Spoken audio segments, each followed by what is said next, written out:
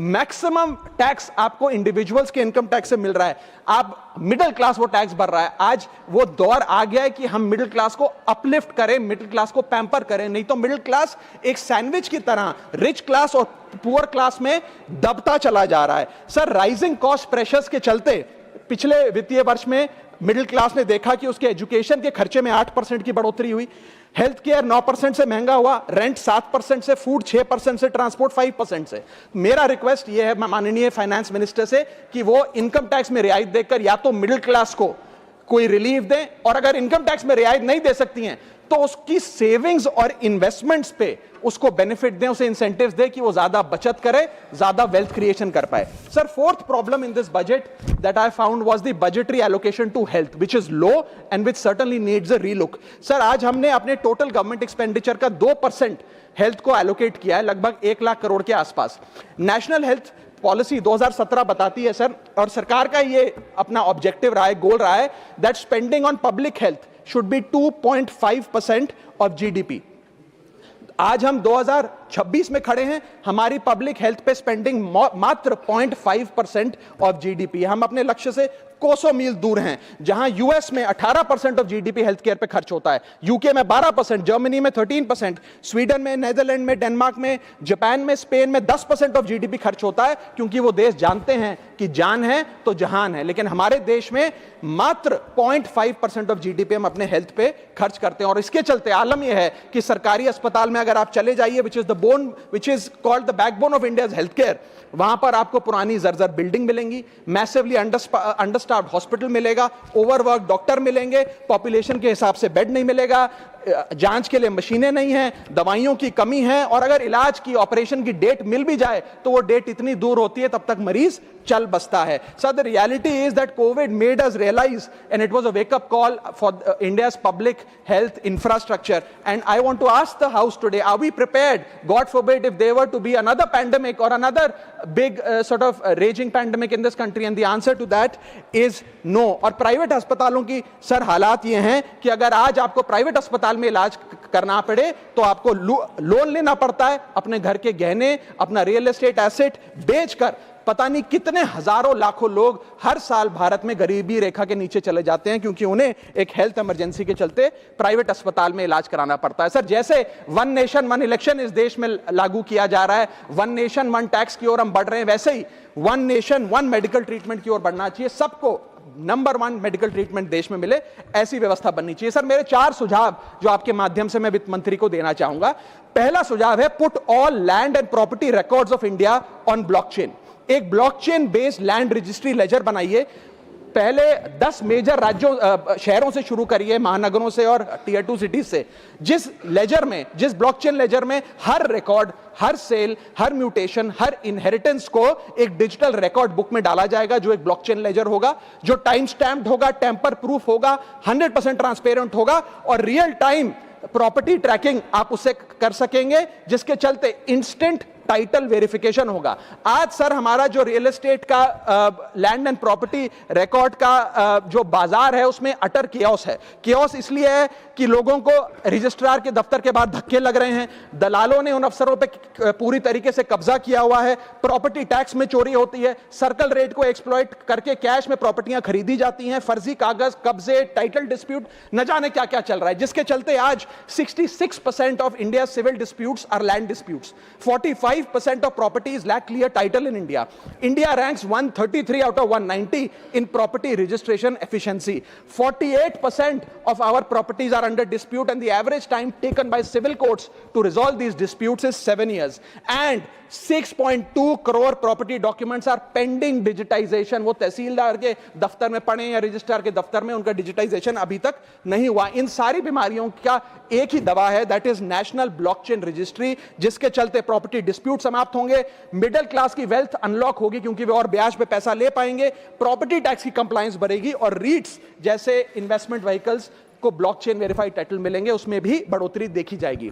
इसी के साथ साथ सर दुनिया के कई देशों ने इसे लागू कर दिया है। स्वीडन में यह लागू है, जहां पर एक दिन में आप प्रॉपर्टी का ट्रांजैक्शन कंप्लीट कर सकते हैं, वहां डिस्प्यूट रेट 2% है। जॉर्जिया में है, जहां 3 दिन में प्रॉपर्टी का ट्रांजैक्शन खत्म हो जाता है, डिस्प्यूट रेट 1% है। और यूएई में है, जहां 10 मिनट में आप अपनी प्रॉपर्टी खरीद बेच सकते हैं, वहां डिस्प्यूट रेट 1% से भी नीचे। और वहां हिंदुस्तान में प्रॉपर्टी बेचनी हो तो 2 से 6 महीने लगते हैं और 48% डिस्प्यूट रेट है।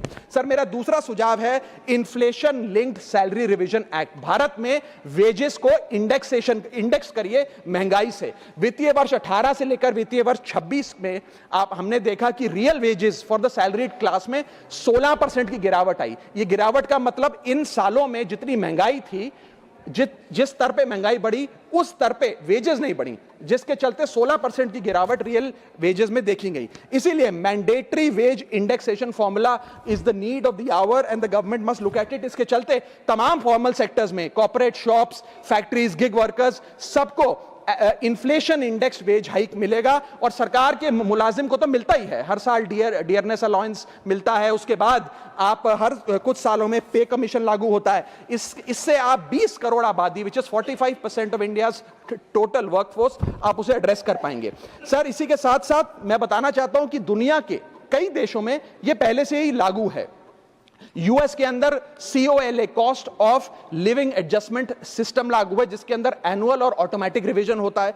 जर्मनी के अंदर हर 18 से 24 महीने के अंदर महंगाई के अनुसार सैलरी बढ़ा दी जाती है। जापान के अंदर शिंटो मेथड यूज होता है, जिसमें annual inflation index wage hike दी जाती है। और बेल्जियम में ऑटोमेटिक इंडेक्सेशन लॉ है, जिसमें क्वार्टरली बेसिस पर एम्प्लॉइज की सैलरी बढ़ाई जाती है। Sir India is one of the only countries in major economies where 85% of our formal workforce has zero statutory inflation protection. We are at the mercy of the employer discretion and our own negotiation power to raise our salaries. इसके साथ साथ मुझे लगता है कि एक minimum increase based on inflation होना चाहिए। मेरा थर्ड सुझाव माननीय वित्त मंत्री जी को रहेगा कि स्टेट कैपिटल एक्सपेंडिचर की matching grant, matching funding centre दे।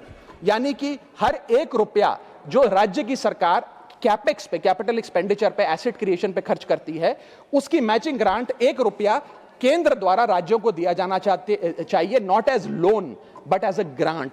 आज स्टेट कैपेक्स में 2 बॉटलनेक्स है। पहला बॉटलनेक है बोरोइंग कैप, यानी कि कोई भी राज्य अपने स्टेट जीडीपी से 3% से ज्यादा ब्याज पर पैसा नहीं ले सकता, वो कैपेक्स पे नहीं खर्च करता, वो तमाम तरीके के ऑपरेशनल खर्चे करता है। और सेकंड प्रॉब्लम है कि अगर केंद्र सरकार पैसा देती भी है राज्यों को कैपेक्स के लिए, वो लोन की सूरत में देती है और कंडीशनल लोन की किस एसेट पे कितना खर्च होगा, एक कंडीशनल लोन दिया जाता है। मेरा सुझाव है that replace this loan with conditions given by the centre to grant with trust, grant based on trust by the centre. Sir centre को आने वाले 5 वर्षों के लिए 1.5 लाख करोड़ आवंटित करना चाहिए, not as loan but as these capex grants, ताकि राज्यों में सड़कें बने, इरिगेशन नेटवर्क बने, लोकल पावर इंफ्रास्ट्रक्चर बने, ड्रिंकिंग वाटर सैनिटेशन हो और अर्बन इंफ्रास्ट्रक्चर में एसेट क्रिएशन, एसेट फॉर्मेशन किया जाए।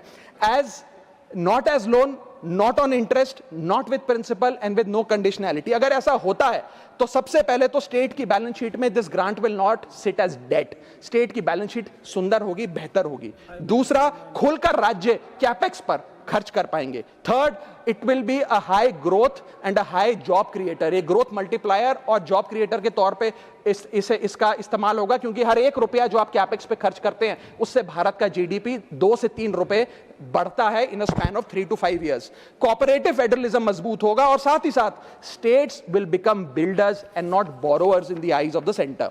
सर मेरा चौथा सुझाव जो माननीय वित्त मंत्री जी के लिए है वो ये है कि legalise virtual digital assets as an asset class. India में अभी सर वैसे ही डी फैक्टो लीगलाइज टैक्सेशन है वर्चुअल डिजिटल एसेट्स, यानी कि crypto currency, stable coin etcetera, क्योंकि अगर उनकी खरीद बेच पर कोई मुनाफा होता है तो 30% फ्लैट इनकम टैक्स लगता है और 1% ट्रांजैक्शन टैक्स जो अपनी वस्तु बेच रहा है उसे सरकार को जमा कराना पड़ता है। But they are somehow not recognised as an asset class. VDS जो वर्चुअल डिजिटल एसेट्स है, एक एसेट क्लास का दर्जा नहीं दिया गया, जिसके चलते कोई डेडिकेटेड लाइसेंसिंग लॉ नहीं है, कोई क्लियर कंज्यूमर या इन्वेस्टर प्रोटेक्शन कानून नहीं है, एएमएल कानून यानी कि एंटी मनी लॉन्ड्रिंग गाइडलाइंस और डायरेक्शंस इस एसेट क्लास के लिए नहीं है, and there is of course no explicit legal classification. As a result what has happened is that 4.8 lakh crore trade in this virtual digital assets has moved offshore. Bharat के बाहर निकलकर वो अन्य देशों में, दुबई, सिंगापुर, मलेशिया और अन्य देशों में इसका ट्रेड हो रहा है जो भारतीय कर रहे हैं. Second thing that has happened is that 73% of India's crypto trading volume in financial year 25 has moved to offshore exchanges.